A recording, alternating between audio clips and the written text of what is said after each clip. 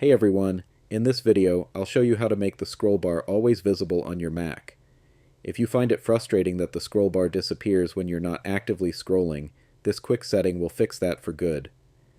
Before we get started, don't forget to hit that subscribe button, it really helps support the channel. Thanks so much. Alright, let's dive in. First, open a Finder window. You might notice that when you click on a folder like Applications, the scroll bar isn't immediately visible. It only appears when you start scrolling, and then quickly fades away. To keep the scroll bar always visible, click on the Apple icon in the top left corner of your screen and select System Settings. Once you're in, the Settings window usually opens to the General section by default. But what we want is the Appearance section, so either scroll down or click on Appearance in the sidebar.